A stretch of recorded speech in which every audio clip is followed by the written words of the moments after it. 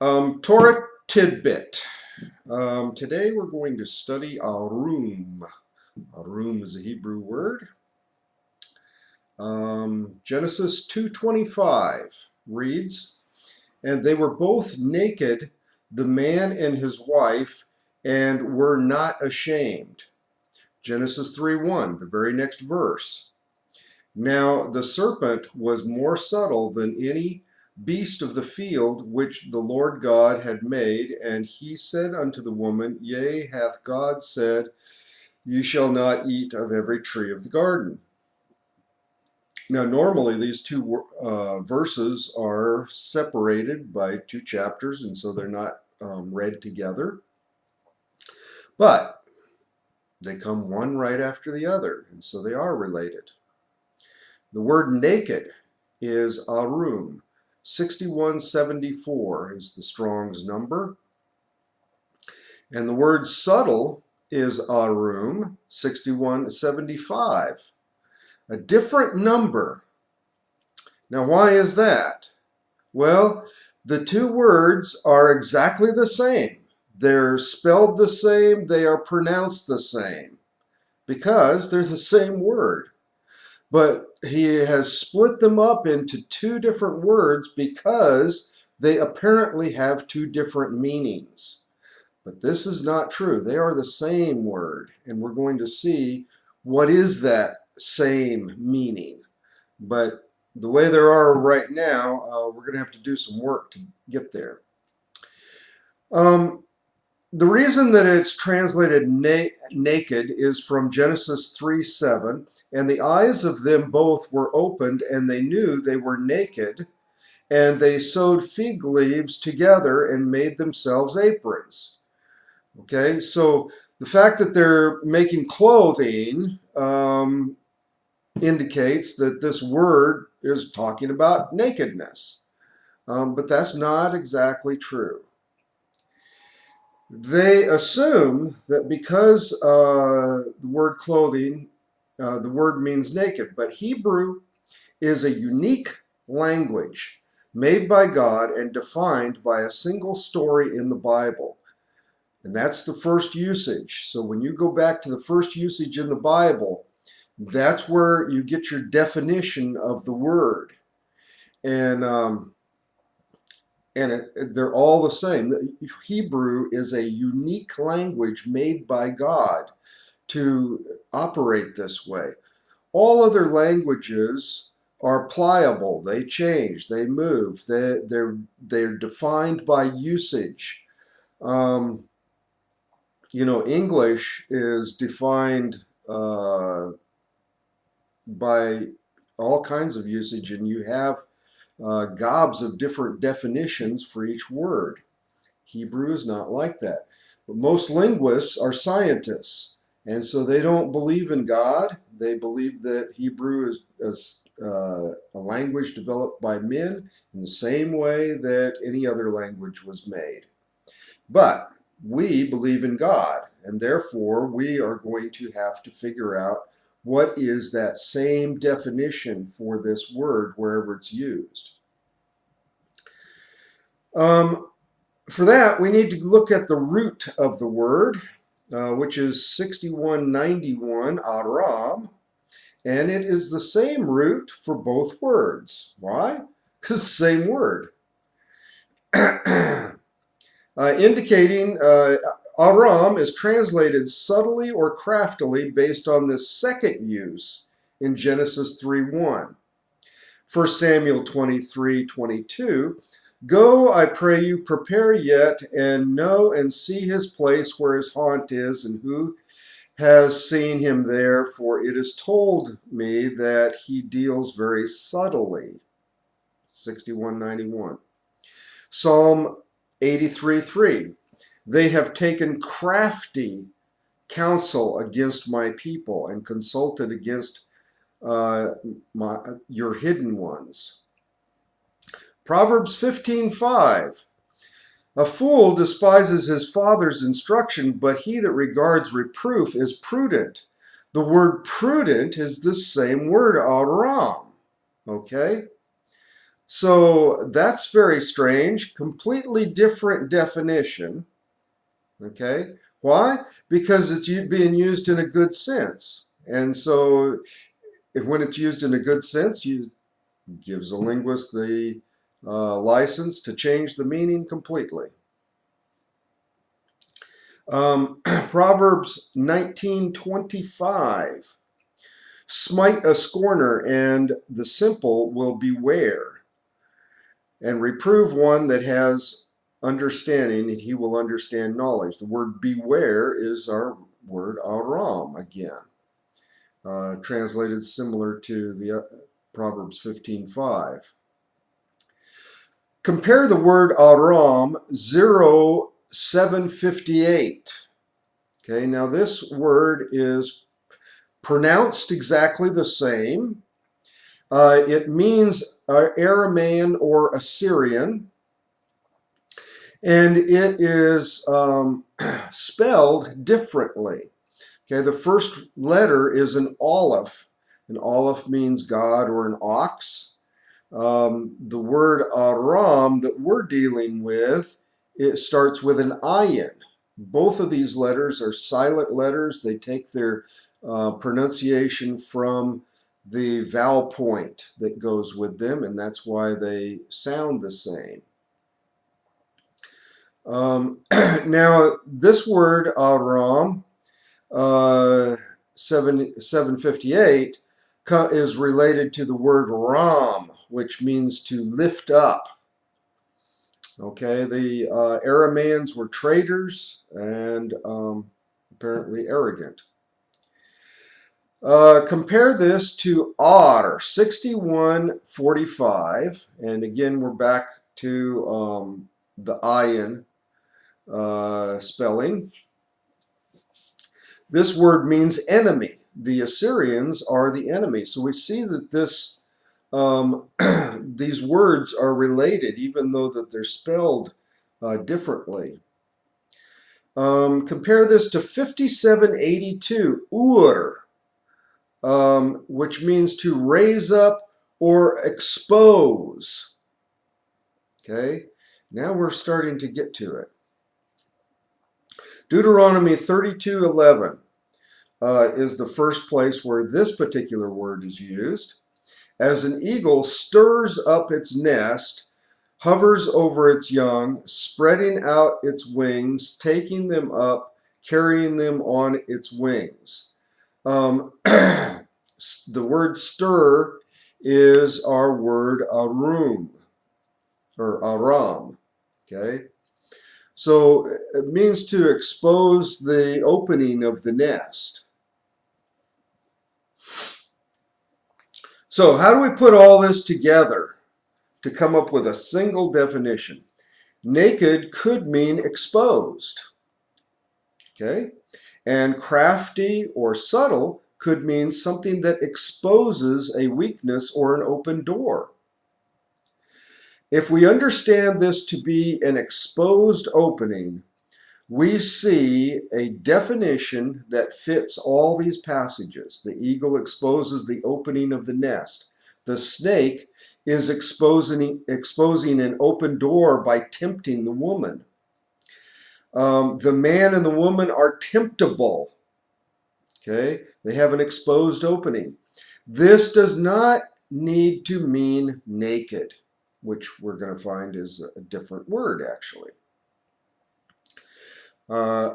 Prudent means operating carefully because of knowing about an exposed opening. Okay, the fool does not know his vulnerability and thus acts carelessly. Why were they not ashamed in Genesis 2:25? This does not refer to the shame of nakedness. Instead, they were not ashamed of their temptability, but they should have been. Once they ate the fruit of the knowledge of good and evil, their eyes were opened and they realized that they had an exposed opening. They had sinned by falling into the subtle temptation of the snake. Then they were ashamed, as they should have been. Why did they make clothing from fig leaves? This was not because they were naked, primarily, okay? But rather, it was a failed attempt to cover their temptability. How do we know that nakedness is not the issue? Well, let's read it. Genesis 3, 8 through 10. And they heard the voice of the Lord God walking in the garden in the cool of the day. And Adam and his wife hid themselves from the presence or the face of the Lord God among the trees of the garden. And the Lord God called unto Adam and said unto him, Where art thou? And he said, I heard thy voice in the garden, and I was afraid because I was naked, and I hid myself. Now, he wasn't naked. He had fig leaves on, right? So that's not the problem. The problem was not that he was naked, because he wasn't naked. He was clothed. The problem was that he had fallen into sin. He had been tempted and fell into sin, and his opening was exposed. Okay, and that's why he didn't want to face God. How did the snake tempt the woman? He entered into a relationship with her so that her guard was down. Her open door was exposed. Then he pounced. Thus it is the wall of separation between us and our congregation and the world on the other side. That wall is very important. Okay? This keeps our exposed opening covered. Okay? The working as a team, praise for focusing on God, pouring on the Word, all the other techniques of the path. These are the things that keep us from having our opening exposed, keep us from falling into temptation. Okay, the sacrifice covers the exposed opening. Genesis 3:21. Unto Adam also and to his wife did the Lord God make coats of skin and clothe them.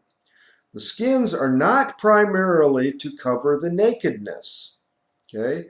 They are a byproduct of the sacrifice that symbolizes Yeshua on the cross. That makes atonement or covering of sin. Okay? Leviticus 1, 3 through 5. Leviticus, the first chapters in Leviticus is talking about the animal sacrifices. If his offering be a burnt sacrifice of the herd, let him offer a male without blemish. He shall offer it of his own voluntary will at the door of the tabernacle of the congregation before the Lord.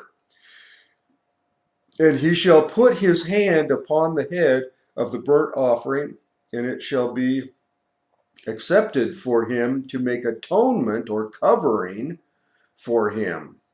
And he shall kill the bullock before the Lord, and the priests, Aaron's sons, shall bring the blood and sprinkle the blood round about upon the altar that is by the door of the tabernacle of the congregation. And then the whole thing is burned up except for the skin. Leviticus 7:8. And the priest that offers any man's burnt offering, even the priest shall have to himself the skin of the burnt offering which he hath offered. States that specifically. Why? Because it's going back to this story. It's talking about the idea of nakedness being symbolic of our exposed opening in temptation. And the covering of that exposed opening is the sacrifice. How do we know that Adam and the woman understood this concept of covering sin by the sacrifice of Messiah, symbolized by the animal sacrifice? Okay. Genesis 3:15. And I will put enmity between thee and the woman, and between thy seed and her seed. It shall bruise thy head, and thou shalt bruise his heel. Now, this doesn't read real well in the good old King James, but what's happening is that the woman's seed is the one who's getting his head bruised or wounded, okay? And it's the snake's seed that is getting his heel bruised or wounded. Or, I'm sorry, it's the other way around. The snake gets his head bruised or wounded. In other words, he is defeated. And and when the seed steps on him, he wounds his heel, referring to the sacrifice. This states that the defeat of the snake would come through the seed of the woman. Now, the seed of the woman is talking about a human child, not an animal, okay? So she understood that the snake would be defeated by this. Now, the snake, in their mind, is referring to this idea of temptability, tempting to sin, okay? So the defeat of tempting or sin is going to come from Messiah, who is the seed. It's called the seed in this passage. It becomes a title for Messiah. And they also understood that this would require a sacrifice. The wounding of the heel is talking about the death of Messiah. Genesis 4:25. And Adam knew his wife again, and she bare a son, and called his name Seth, or Set. And word set means to place. It means in the place of. For God, she said, had appointed me another seed instead of Abel or Hevel, whom Cain slew. So she thought that Abel was the seed.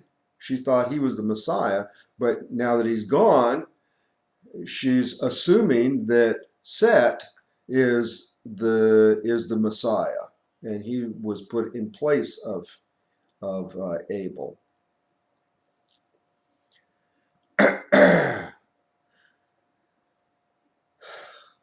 Okay, so what all this shows is that they understood quite a bit of detail about how Messiah would die to cover their temptability, to cover their sin. Now let's talk about the concept of covering sin. Covering sin is not just forgiveness of sin. It covers both sin problems, but requires a long process. You remember Romans 1:16 through 17, talking about living from trust to trust. That's talking about a long process, right? It's not something that happens one evening when you walk down an aisle. Romans 6:3 through 6 explains, know ye not that so many of us as were baptized into Yeshua Messiah were baptized into his death? Therefore we are buried with him by baptism into death, that like as Messiah was raised up from the dead by the glory of the Father, even so we also should walk in newness of life. Newness of life means that we have a new type of life. We were in an old life that is sinful. Now we're going to be in a new life which is righteous. For if we have been planted together in the likeness of his death, we shall be also in the likeness of his resurrection. Knowing this, that our old man is crucified with him, that the body of sin might be destroyed, and henceforth we should not serve sin. So when we say henceforth not serve sin, that doesn't mean that if after you walk the aisle one night, you're no longer going to sin, right? This takes a process of growth. After the process of growth, then you are not serving sin, and you grow into that. You change from being sinful to being righteous. So there is this growth period. And this is covering the exposed opening. When that sacrifice is going to take care of this. Why? Because we're trusting in him. We are following Messiah. We are following his example. We're following his discipling. We're following his work as the sacrifice. When we trust in him every step of the path. And this changes us from having an exposed opening that falls into sin periodically to having a guarded opening that is righteous and is covered from temptability.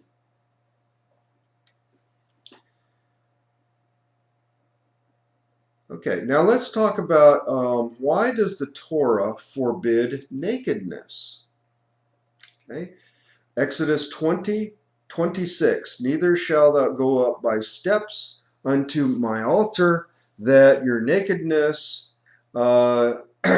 be not discovered thereon. Now the word nakedness here is arva, which is 6172. This is a related word, but it is a different word, and it means nakedness. Okay, so so we see that we're talking about two different things. Okay, Exodus 28:42, and you shall make for them linen trousers to cover their nakedness; they shall reach from the waist to the thighs. Leviticus 18:6, none of you shall approach anyone who is near of kin to him to uncover his nakedness. I am the Lord. So nakedness is symbolic of this exposed opening, the temptability that we have.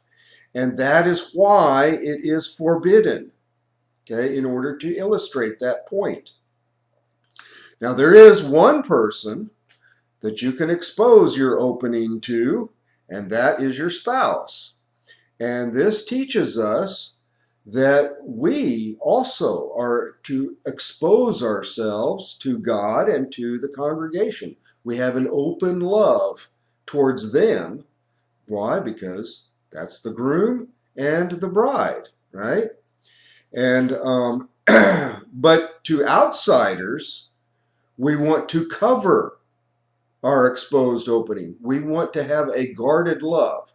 And this is taught in Romans 12. Romans 12, we discussed, there's two sections in there. One section is talking about how you have an open love towards those who are in the congregation.